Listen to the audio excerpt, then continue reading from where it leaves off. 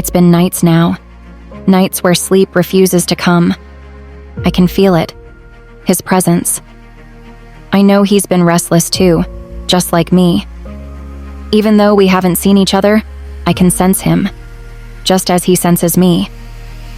I imagine him there, in that dark, towering mansion, pacing back and forth like a caged animal. Dracula. Vlad, they call him. But no one says his name aloud. Not in that way. He's something ancient. More powerful than I could ever imagine. But despite that power, despite his centuries of control, he can't seem to escape the images of me that flood his mind. Isn't that strange? How could I, a girl barely touched by life, find my way into the thoughts of someone who has lived for countless lifetimes? Inside his grand chambers, the shadows seem to cling to him, following his every step. He sits in a massive, Gothic chair, his pale hands resting against the arms. His eyes, darker than the night outside, stare blankly into the distance. But they're not really blank at all. They're filled with images of me. Only me. Every night, those images flood his mind. The way I moved, the way my breath caught when our eyes first met, the softness of my voice. His chest tightens, not from the hunger he's used to, but from something deeper, something much more dangerous. A longing, perhaps. Or maybe it's something darker. I don't know what he wants, not yet. But I can feel it building. He can feel it building. That morning, as the first light of dawn crept across the sky, Vlad met with Harman. Harman had been searching, digging into my past, trying to unravel the threads that somehow tied me to this ancient mansion. To him. Vlad stands tall, his figure imposing, as Harman approaches. The air between them is thick with tension. Harman knows something, but he hesitates. There's a fear in his eyes, a fear that whatever he's uncovered will change everything. He speaks in riddles, his voice low and cautious, telling Vlad that more time is needed, that the truth lies just beyond his reach. I need to search further, Harman says, his tone steady but wary. He doesn't say what he found, not yet. But Vlad knows. He can feel it too. The truth is just beneath the surface, like a shadow waiting to take form. And then, Vlad does something I couldn't have expected. Something he probably didn't expect either. He can't stop himself. The pull, whatever it is between us, becomes too strong to resist. He moves through the mansion like a ghost, silent, unseen, until he finds himself at my door. I was asleep, lost in a dream I can't quite remember. But something woke me. Something more than just a sound. A presence. I didn't open my eyes, not yet. But I felt him. Vlad stood there just at the doorpost, his eyes fixed on me. Watching. Always watching. A sly smile curled at the corners of his mouth.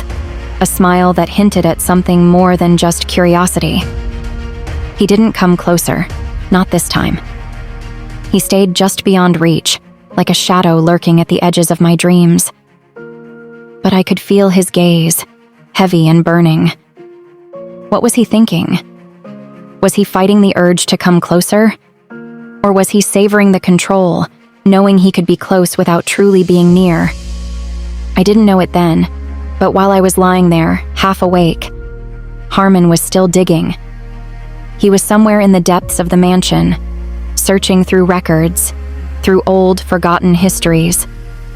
And what he found was more than anyone could have expected. My mother.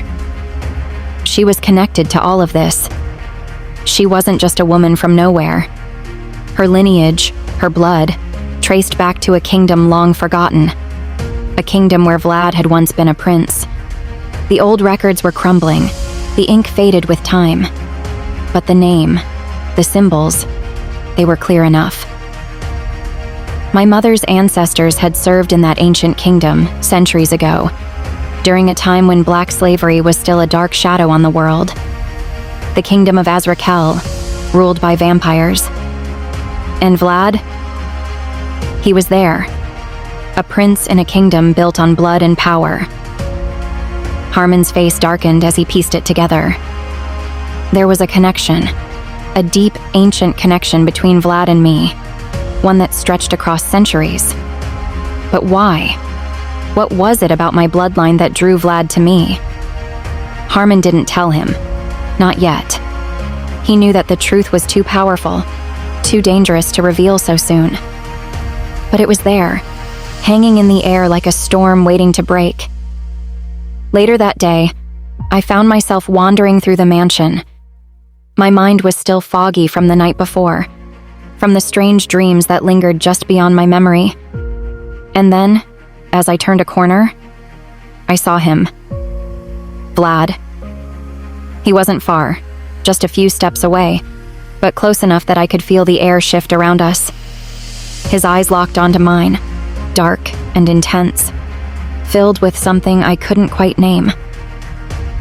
Admiration, maybe? Or something more dangerous? I wanted to step closer, to ask him what he wanted from me. But I couldn't. I couldn't move. We stood there, trapped in the space between us, both of us caught in something we didn't understand.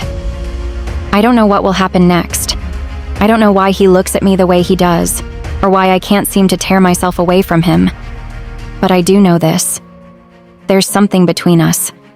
Something that goes deeper than just the moments we've shared. And whatever it is, it's growing stronger. Later that evening, I stepped outside, drawn to the night air, the crispness of the darkened sky. The full moon hung high above, casting a silver glow over the Gothic mansion's towers. I felt uneasy but couldn't understand why. As I stared up at the moon, something happened. Something I couldn't explain. The moon. It suddenly went dark, swallowed by shadows that seemed to crawl from the sky itself. The world around me shifted, as if the night was coming alive. The once quiet courtyard began to change, shadows creeping along the high walls of the mansion, growing thicker, more menacing. I felt them closing in on me. My heart raced as the darkness enveloped me. My breath quickened, and a cold, raw fear took hold of me. I wanted to run, to scream, but before I could, everything went blurry. The world spun, the shadows swirled, and then, darkness.